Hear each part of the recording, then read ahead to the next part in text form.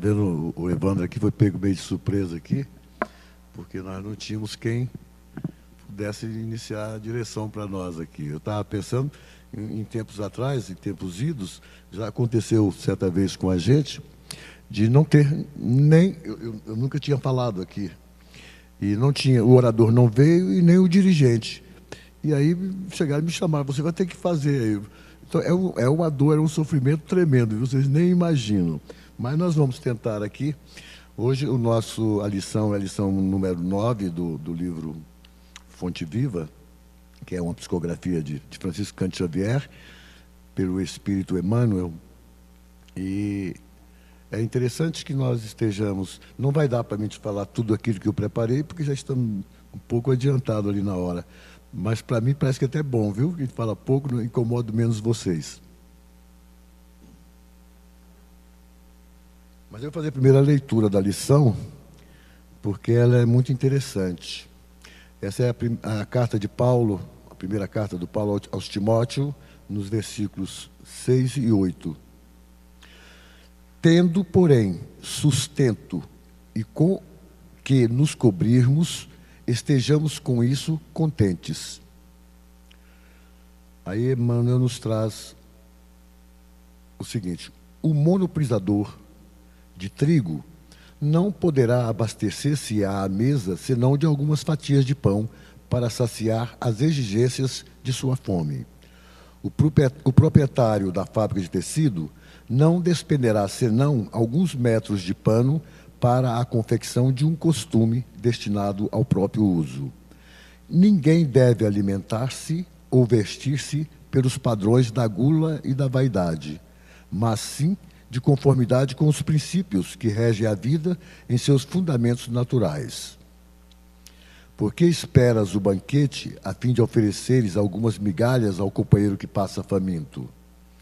Por que reclamas um tesouro de moedas na retaguarda para seres útil ao necessitado? A caridade não depende da bolsa, é fonte nascida do coração. É sempre respeitável o desejo de algo possuir no mealheiro para socorro do próximo ou de si mesmo, nos dias de borrascas e insegurança. Entretanto, é deplorável a subordinação da prática do bem ao cofre recheado. Descerra, antes de tudo, as portas de sua alma e deixa que o sentimento fulgure para todos, à maneira de um astro cujos raios iluminem, balsamizem, alimentem e aqueçam. A chuva derramando-se em gotas fertiliza o solo e sustenta bilhões de vidas. Dividamos o pouco e a insignificância da boa vontade, amparada pelo amor, se converterá com o tempo em prosperidade comum. Algumas sementes, atendidas com carinho no curso dos anos, podem dominar glebas imensas. Estejamos alegres e auxiliemos a todos os que nos partilhem a marcha, porque, segundo a sábia palavra do apóstolo, se possuímos a graça de contar com o pão e com o agasalho para cada dia, cabe-nos a obrigação de viver e servir em paz e contentamento. Emmanuel. Quando a gente lê, quando o Emmanuel nos traz esses esclarecimentos, é interessante. Eu estive pensando assim, se qualquer um de nós aqui formos ao nosso guarda-roupa, nós vamos ter lá, provavelmente, algumas roupas que nós já não a vestimos há algum bom tempo. Isso significaria para nós que elas seriam dispensáveis, mas seria útil àqueles que não têm nem o que vestir. Então, era importante que nós nos desprendêssemos das coisas materiais, porque realmente nós temos que nos utilizar daquilo que nos é necessário. Aquilo que nos é supérfluo, ele não tem por que nós ficarmos correndo atrás, nem lutarmos por termos mais do que nós já temos. Na verdade, a gente tem que agradecer sempre a Deus pelo próprio dom da vida. Só por nós podermos levantarmos de manhã, podemos ver o sol, podemos caminhar, podemos movimentar-nos, já é uma grande caridade do nosso Pai.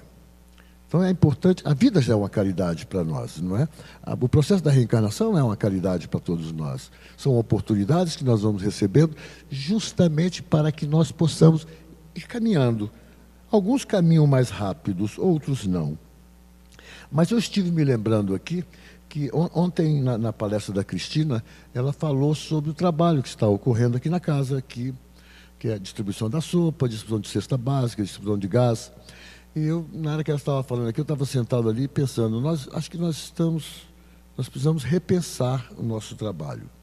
Não deixarmos de dar ou de buscar levar a alimentação àqueles que estão mais necessitados, ou levar algo para aqueles que estão necessitando de algo. Aquilo que nós pudermos, nós temos que fazer. E é importante que nós, para isso, realmente estejamos desprendidos das coisas. Porém, tem um porquê da preocupação minha, que não é só minha, claro que muitos outros já devem ter pensado da mesma forma, mas nós não podemos ser como muitos de nós estão sendo tratados pelos nossos mandantes, aí os nossos que comandam o nosso país, de nos tornarmos criaturas extremamente dependentes deles. Não é? Aqueles, senão você vai ganhar uma bolsa gás, uma bolsa escola, uma bolsa isso, uma bolsa aquilo, e essas criaturas ficam completamente dependentes daquilo. Não saberão nunca caminhar. Acho que tudo deveria ter um tempo. Você vai receber durante um ano, vai receber uma ajuda de custo, mas você vai ter que aprender uma profissão, para que você se liberte. Todos nós queremos ser uma pessoa real. Acho que ninguém quer ser mendigo. Agora, acontece que nós sabemos também que existem muitos profissionais nesta área de nos iludir, de nos querer enganar para receber algumas coisas. Eu posso contar uma história para vocês. Tinha um senhor que vinha com frequência aqui no centro. E ele vinha, periodicamente ele chegava. E sempre tinha uma história para contar. E ele dizia para mim, sempre me buscava a mim. Dizia para mim assim, olha, eu estou precisando de um dinheiro porque eu perdi minha carteira de trabalho, preciso tirar os documentos e tal. Tá bom. Aí eu ajudava tanto que eu podia. Passava 15 dias, 20 dias, ele aparecia de novo. Olha, eu agora estou com um problema que eu tenho que pagar a pensão alimentícia do meu filho e aí eu estou em risco de ser preso e tal. Eu ajudava. Um dia, veja a inocência dele, talvez, esperto por um lado e inocente por outro. Ele chegou no pipoqueiro, nós tínhamos sempre um pipoqueiro que ficava sempre aí na porta. Hoje em dia esse pipoqueiro está um pouco desaparecido. E ele chegou para o pipoqueiro e disse o seguinte, olha, periodicamente eu venho aqui, mas eu vou em outras casas também. Então eu dou um tempo para depois voltar aqui. E sempre tem uns trouxa que me dão dinheiro. E o pipoqueiro era meu amigo, porque eu fazia receitas para o irmão dele, que tem problemas neurológicos, aí eu fazia as receitas. Então o pipoqueiro me chamou e falou para mim, olha, esse cara falou isso para mim, está acontecendo isso. Então a gente fica realmente, mas não por isso nós devemos endurecer os nossos corações. Nós temos que lembrar que nós estamos fazendo a nossa parte. Se aqueles que são profissionais nessa área de ficarem como pedintes acham mais fácil viverem assim, o problema serão deles. Nós temos que estar com os corações mais abertos para tentarmos ser cada vez melhores. E aí eu fiquei me lembrando também, de ontem, a Cristina falando a respeito de distribuição disso aqui, eu me lembrava, quando eu cheguei aqui no centro, ainda tinha uma escola profissionalizante aí ao lado. Como é que era o nome, Neiva, da escola? Joana de Ângeles, né? Então, naquela época, isso já há mais de 30 anos atrás, você distribuía-se cestas básicas, mas dava-se também uma obrigatoriedade para aqueles que iam receber a cesta básica de virem aqui no sábado à tarde. Eles assistiam uma palestra sobre o Evangelho e só depois disso é que eles recebiam a cesta básica. E a muitos eram oferecidos os cursos que eram oferecidos aqui. Então, cabeleireiro, manicure, corte e costura, barbeiro. Então, tinha vários cursos que se dava aqui. E é isso, realmente, que é o mais correto para nós. Nós não temos que ficar só dando o peixe, mas ensinar a pescar. Então, eu fiquei pensando, nós vamos ter que mudar a nossa filosofia nesse termo de doações. Nós vamos doar aqueles que estão mais necessitados, claro, vamos continuar fazendo isso. Mas nós temos que lembrar também que eles têm que dar a sua contrapartida. E a contrapartida, ou nós vamos fazer com que eles venham aqui assistir às palestras, ou eles venham aqui uma vez pelo menos, no dia de receber a cesta básica, no dia de receber o gás, só receberão aqueles que vierem aqui. Porque nós temos que despertar nas pessoas, eles não tornarem-se dependentes dos outros. Eles têm que se tornar criaturas, cidadãos independentes. Isso é de suma importância, porque senão eles se viciarão nesse estado. E o trabalho, no segundo livro dos Espíritos, o trabalho é um dos castigos que nós recebemos, que nos faz crescer em termos morais, em termos de espírito, em termos espirituais. Então é importante que nós possamos dar a essas criaturas a oportunidade deles alcançar por si a sua sobrevida. Isso será bom para eles e será bom para nós. Às vezes é necessário que nós saibamos dizer um não. Às vezes esse não também será uma caridade. Muitas vezes nós pensamos assim, o indivíduo vai me pedir aqui, mas se eu sei que o indivíduo ele é usuário de droga, e ele vem me pedir, eu sei que eu vou contribuir para que ele se perca mais. Se ele disser para mim, eu estou com fome, então vou ali na padaria e vou comprar uma coisa para você comer para você. Aí você me fala o que você quer. Um dia chegou uma senhora aqui, com uma senhora já mais idosa, com muitas criançazinhas, e uma moça já mais... E ela chegou para mim e falou assim, eu queria dinheiro porque eu precisava comprar pão e leite para os meus netos. Eu falei, não tem problema, eu vou ali na padaria, então eu compro para a senhora o pão e o leite. Ela falou assim, não, eu quero é o dinheiro para comprar. Então a gente vê que é triste a gente ver isso aí. As pessoas estão falando a verdade para você ou não? Então nós ficamos sempre em dúvida. Embora à primeira vista nós temos que fazer a nossa parte, é sermos com o coração mais aberto. Porém, tem momentos que nós temos que estar um pouco mais, não é ser duro, mas ser mais lógico na nossa... Não adianta eu ficar aqui distribuindo o que pedirem para mim e eu não fazer nada para que aquela criatura crie a sua independência. E aí nós temos umas coisas interessantes. Ele fala, contribui como puderes. Então, diante do aflito que te busca, contribui como puderes. Há sempre algo a fazer.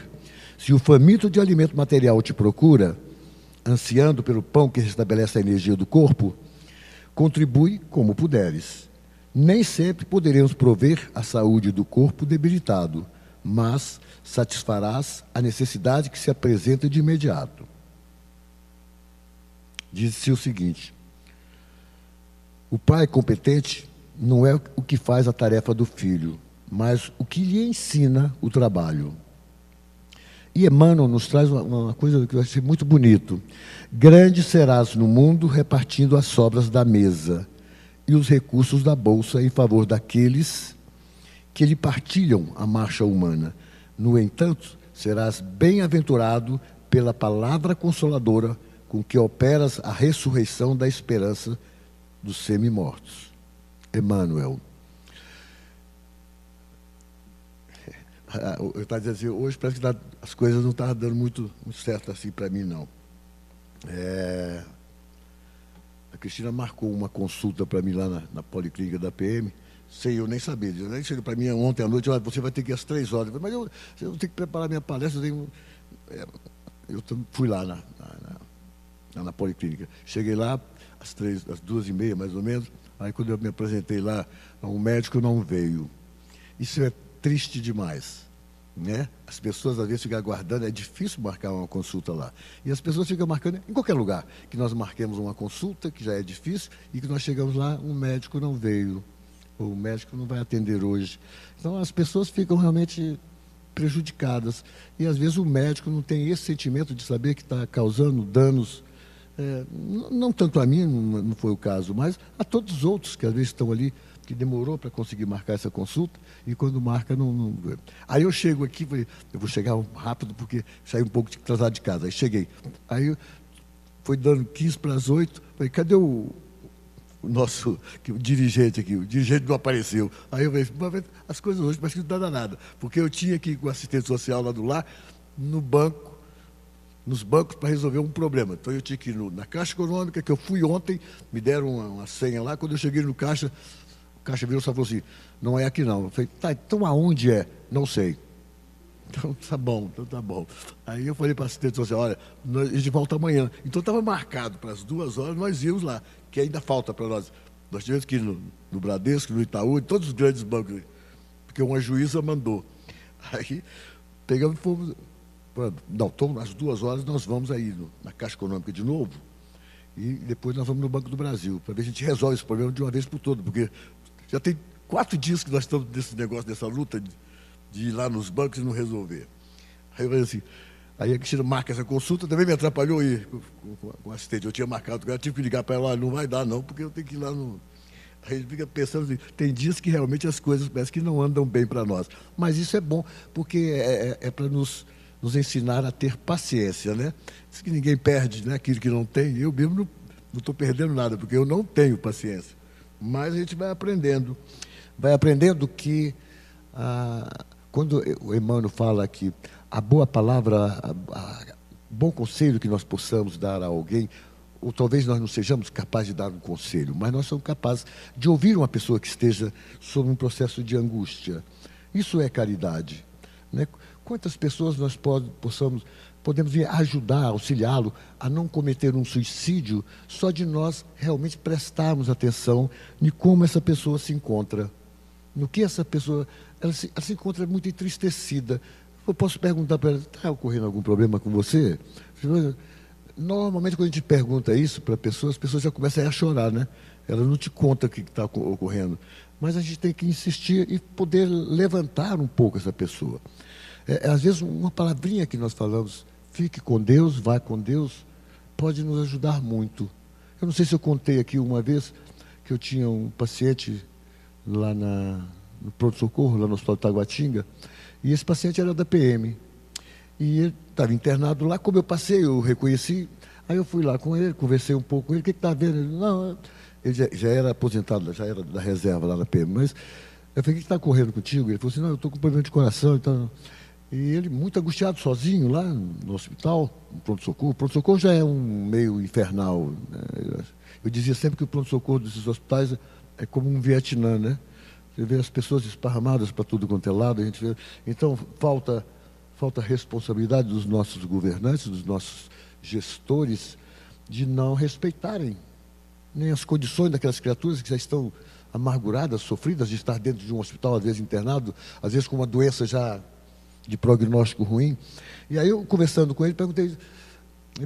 Não, problema meu de coração e tal. Aí depois eu conversei um pouco, ele não era da minha área, eu falei, olha, não, mas vai dar tudo certo, você vai ficar bem. Olha, então até logo, aí fica com Deus. E fui embora. Para mim, esse fica com Deus não era nada, não me custou nada. E eu fui embora. Passou uma semana ou 2, mais ou menos, ele apareceu lá no ambulatório do Hospital de Taguatinga, e eu estava passando na hora, e ele veio conversar comigo. Ele apareceu e veio conversar comigo. Olha, doutor, eu... quero dizer para o senhor, e aí ele começou a chorar. Aí, por que você está chorando? Ele falou assim, não, porque eu nunca esperei que um médico chegasse para um paciente e falasse para ele assim, fique com Deus. E quando o senhor falou isso comigo, me deixou muito emocionado eu internado lá. Então eu senti que realmente Deus estaria comigo. Então por isso que eu vim aqui para agradecer ao senhor. Quer dizer, algo tão pequeno, nos parece tão sem importância, mas para algumas pessoas que estão no momento de angústia, tem um valor incalculável. Então nós temos que estar sempre com boas palavras, estar sempre atento para aquilo que as criaturas estão necessitadas. Se nós pudermos auxiliá-los, dentro daquilo que nós pudermos, façamos. Sempre nos preocupemos em fazer o melhor, porque a caridade, ela só diz, está escrito, já foi dito muitas vezes, fora da caridade não há salvação. Só seremos salvos espiritualmente se nós realmente sejamos criaturas mais caridosas. Nós, sendo criaturas mais caridosas, seguramente nós moralmente estaremos melhorando, porque ela vai fazer com que nós busquemos isso. Então, todo o processo, tudo da doutrina espírita está para que nós busquemos a nossa transformação íntima. E para que isso ocorra, é necessário que primeiro nós labutemos, lembrando sempre que as coisas é feito passo a passo. Nada ocorre de um momento para outro. Então nós temos que ter paciência para com nós mesmos. Numa próxima oportunidade, eu quero dizer sobre a caridade para com nós mesmos. Porque é importante que nós entendamos, não que nós, às vezes, eu vou ser benevolente para comigo mesmo, mas isso não significa que eu vou ter que ser irresponsável com os meus erros. Eu tenho que lutar para vencer essas imperfeições minhas. Então, mas é importante que nós aprendamos a ter caridade por nós mesmos. Irmã Dufour, na Reforma Íntima Sem Martírio, ela nos chama a atenção sobre isso. Nós temos que primeiro gostar de nós mesmos. Se eu não gosto de mim, como eu posso gostar de alguém? Se eu não amo a mim mesmo, como eu posso dar amor para alguém? Eu tenho que transformar algumas coisas. Eu tenho que buscar transformações para que eu possa ser realmente uma criatura melhor. E, infelizmente, nós estamos a passos de tartaruga. Não é? Porque quando a gente acha que fez algo de bom, a gente faz 10 ruins ali na frente. Mas isso é nós. Nós, os espíritos encarnados da década de 50 para cá, são espíritos altamente endividados. São espíritos que estão tendo realmente a última oportunidade para que, buscando a sua melhora, eles possam permanecer no planeta Terra. Caso contrário, iremos embora. Mas nós estamos aqui. Pelo menos estamos aprendendo alguma coisa e, aos trancos e barrancos, estamos lutando contra nós mesmos. Eu agradeço a paciência de vocês, porque nós atingimos o nosso horário, começamos muito atrasado, mas nós agradecemos o Evandro pela contribuição que ele nos deu.